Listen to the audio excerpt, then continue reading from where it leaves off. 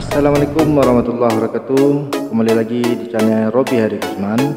Untuk kali ini saya akan membahas mengenai engine cannot to crank atau crank slowly.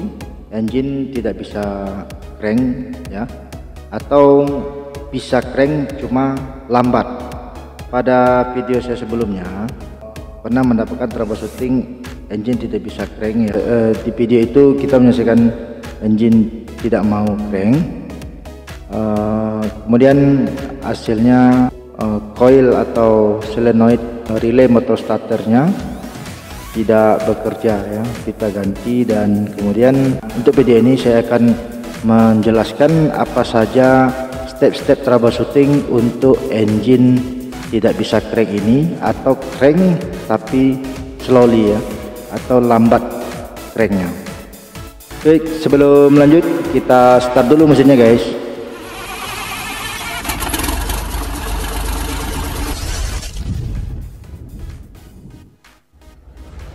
Welcome back to my channel Robi Hari Guzman. Enjoy watching. Don't forget to subscribe, like and share. Maintenance. Repair. Overhaul. Measurement and analysis. Troubleshooting. Testing. And a mechanic's target is speed. Kita lanjut kembali mengenai troubleshooting engine tidak bisa crank atau cranknya lambat ya. Apa saja step-step troubleshooting yang harus kita jalani, yaitu langsung saja untuk yang pertama, yaitu baterai. Yang pertama adalah kondisi voltase baterai. Jika dia 12 volt untuk starting pertama, yang 12 volt minimal 13 atau 14 volt untuk bisa kita lakukan crank awal engine, agar drop voltage-nya tidak terlalu turun pada saat engine tersebut crank. Untuk baterai 24 volt sebaiknya di atas 24 ya, minimal 25 untuk kita crank, untuk mengatasi drop voltage pada saat engine crank. Baik, kita lanjut untuk baterai ini. Apa saja yang kedua yang diperhatikan? Yang kedua, setelah voltage baterai yang 12 volt sudah oke, atau di atas 12 volt, dan untuk 24 volt sudah di atas 24 volt atau 25, kita mengecek kabel baterai dan koneksi-koneksi baterai tersebut, kabel-kabelnya, apakah terminal-terminal dari baterai tersebut dalam keadaan longgar atau rusak ya. Biasanya korosi berkarat atau ada seperti kapur. Kita bisa membersihkannya dulu dengan menyiramnya dengan air panas. Kemudian untuk step ketiganya, pada baterai kita perhatikan baterai charging atau cas baterainya, posisi sebelum start tersebut apakah ngisi atau tidak. Ini untuk charging baterai yang bisa kita lihat dalam posisi manual ya, atau engine yang bisa running, kita bisa lihat di charging motor atau dinamo casnya apakah mengisi. Ini bisa menyebabkan baterai voltage-nya drop. Kita bisa ngecek dulu. Apabila baterai tersebut sudah rusak, sebaiknya diganti untuk proses troubleshooting berikutnya. Baik, untuk yang setelah baterai, kita apa saja kita cek. Yang kedua adalah key switch, dan pada key switch ini kita bisa melihat apakah sirkuit dari kunci kontak ini berfungsi, dan kita mengecek fungsi-fungsi dari kunci kontak ini. Dia memakai kontrol panel dipsi atau manual atau kontrol panel lainnya. Kita bisa ngecek jalurnya ya, jalur dari sirkuit dari kunci kontak tersebut. Jika key switch, kabel dan connection longgar atau rusak atau korosi, kita bisa memperbaikinya terlebih dahulu. dan kita pastikan dalam kondisi bagus. Kemudian setelah itu kita lanjut, setelah dari key switch kita lanjut ke fuse.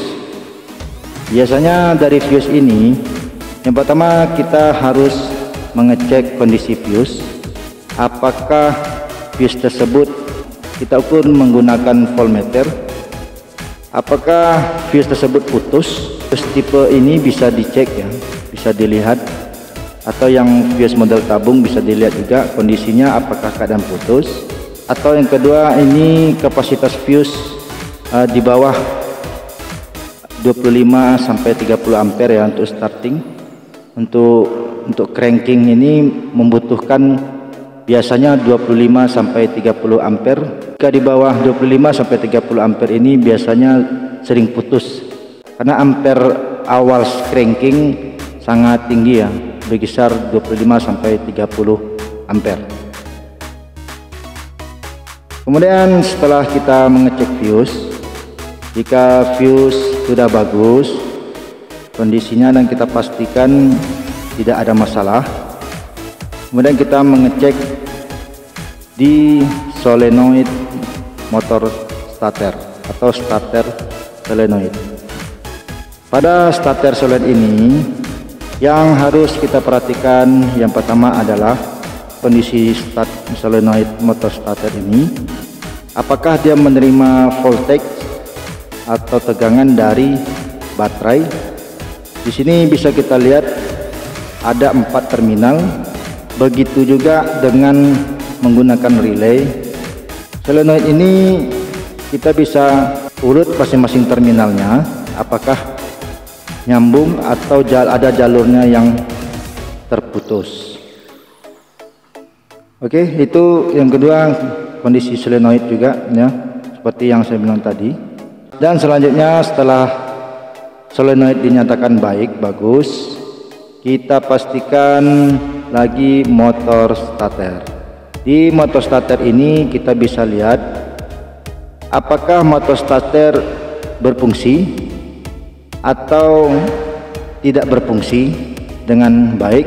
Apakah di pinion gear pada motor starter bagus. Biasanya pinion gear ini sering digunakan rusak ya, atau koil-koil dan kumparan di starter itu ada yang rusak di dalam. Yang kedua, kita lakukan repair motor starter.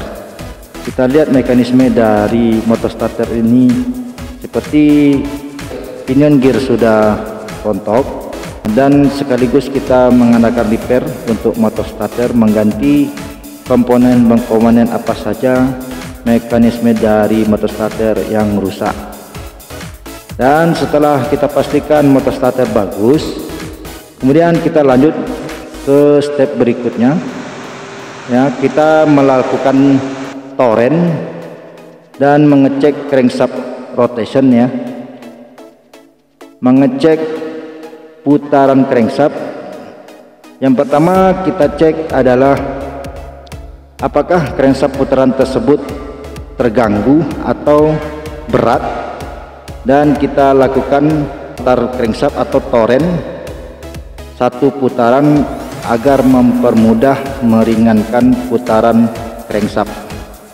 Kemudian setelah kita pastikan putaran crankshaft dan atau kita torren, kemudian kita melihat dari lubricating oil atau pelumasan oli. Ini juga berpengaruh. Dalam minyak pelumas ini apa saja yang kita perhatikan? Yang pertama adalah level oli. Level oli apakah di atas level bisa menyebabkan engine berat putarannya dan mengakibatkan motor starter berputar juga lambat.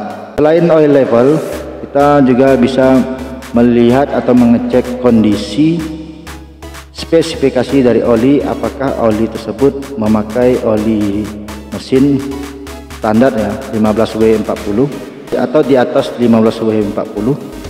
Jika di atas 15W40 ini bisa menyebabkan putaran mesin jadi lambat di saat ditorren atau diputar. dan harus diisi oli tersebut dengan oli yang standar engine diesel ya, 15W40. Oke, demikianlah troubleshooting ini untuk engine tidak bisa crank atau bisa crank tapi slow atau lambat ya. Jika ini membantu, silakan subscribe, like atau komen jika mempermudah pekerjaan sahabat-sahabat mekanik di lapangan. Baik, demikianlah. Assalamualaikum warahmatullahi wabarakatuh.